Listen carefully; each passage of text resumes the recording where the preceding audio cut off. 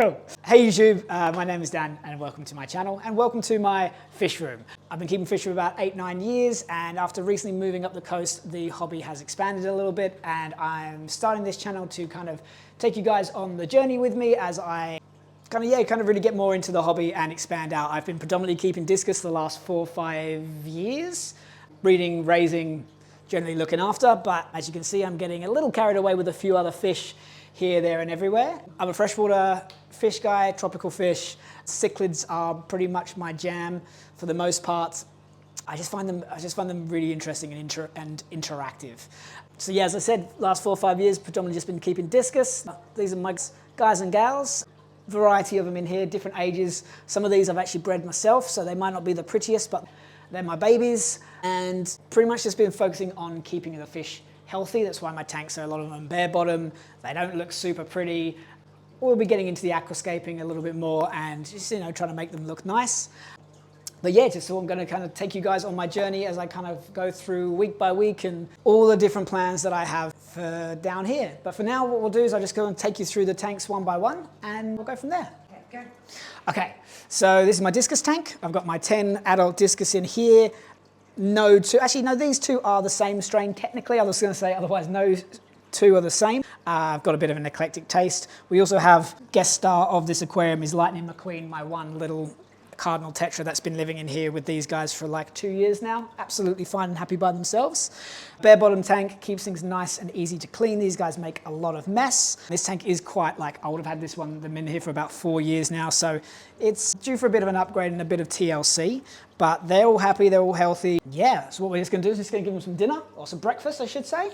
And yeah, so these guys, they get fed twice a day, mixture of stuff. Yeah, they know the feed. There we go. So not endorsed, but this is a really good high quality pellet. So they get pellets most mornings just because it's easy and quick for me to feed them. And they'll get freeze-dried blackworms or live blackworms or seafood mix or anything like that as well. So twice a day because they're grown-ups. When they're younger, they were getting 3 times a day.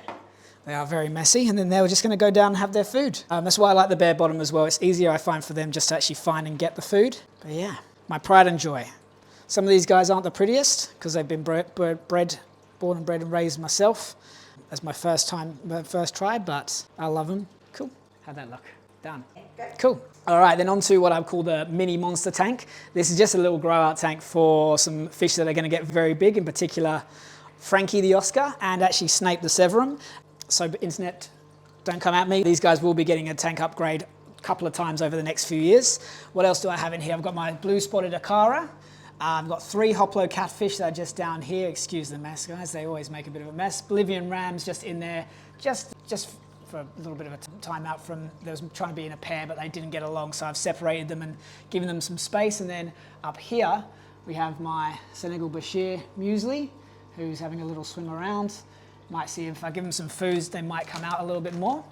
But yeah, like I said, this is just a grow out tank. Probably this will only last the next, he knows, the next, I don't know, 4 to 6 months max for Frankie, and then he'll get an upgrade, probably into this tank once I move the discus. Let's just do a little bit of over here as well. These fish all eat a lot, so these guys get a good 2 or 3 meals a day. They actually seem pretty chilled. Usually they are going nuts for it, but obviously they've had a good feed already. And then if you want to zoom in down there on that. Cool, Danskis. Then, okay, so moving on to this, my little 40-gallon kind of breeder setup. Again, internet, this is not the final tank for these guys. This is one of my few attempts at aquascaping. I think I keep things super simple when it comes to it. I mostly prefer the, epiphyte plants, Anubias. I've got some wisteria, Java fern, that sort of stuff. I'm not really going to be messing around with aquasoil and deep, big planting. I've got, Amazon swords in pots for easy movability. We're only renting, so in the next couple of years I will be moving from here. So I figured just, whatever makes life easier for myself. I've got my 5 growing out angelfish and just a nice little collection of, rummy nose, heaps of cories, some honey gourami are in here somewhere. Again, I'll give them some food, see if we can get them all to come out and say hello. But yeah, this is just where the angels are growing out and hopefully pairing off. And then I'll be removing and moving as need be. There we go. I know you're not really meant to have guppies in with angels, but the angels are pretty chill and they don't chase the guppies at this stage because they're still pretty small. The guppies will come out at some point, just organising tanks. But yeah. This one's actually quite nice and peaceful. I've got a super red bristle nose in there as well. I completely forgot that they were there, as is always the way almost with a bristle nose. Cool. All right. Okay, and then the last little tank that's currently here is, this is just a little temporary tank for my better fish Jerry, and I've got some red Harlequin rasboras. So yeah, Jerry unfortunately was in with some tetras that were getting a bit nippy with him.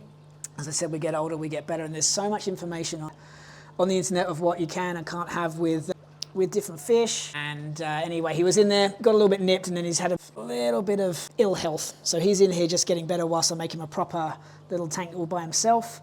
And then this is actually a setup that's going to have a breeding pair of Crebensis that are going to be in here. So they're coming in the next couple of weeks. So everything will come out, and then they'll just go in here. These guys, well, Jerry will go in his own tank, and then these guys, I'll see, they might go in the main, this sort of community tank over here. But as is always happening with me at the moment, I see a lot of the fish on YouTube and stuff, and I don't really think that much of them. And then you see them in the flesh and you go, oh, they're actually really pretty. And then having them in the tank, they're very, like, these guys are, for a community fish, quite interactive. I've only had them for about a week and a half, and they come up when they see me, you know, come to the tank, and they eat really well. They know the tap, which I stole from MD Fish Tanks. Guy knows what he's talking about though, so train your fish to know when to eat. And yeah, Jerry's doing pretty well. He's he had a little bit of fin rot. He just got a bit unhealthy. So I'm just giving him nice fresh water, keeping him super happy, keeping him well fed, but not overfed. And yeah, he seems really happy now. So like I said, he will go into a tank by himself. But that's for another video. Cool. So that's it, guys. Thank you so much for watching this first episode, or first video. And please like, subscribe, all that YouTube stuff. And I'll be back hopefully next week with another update. Bye.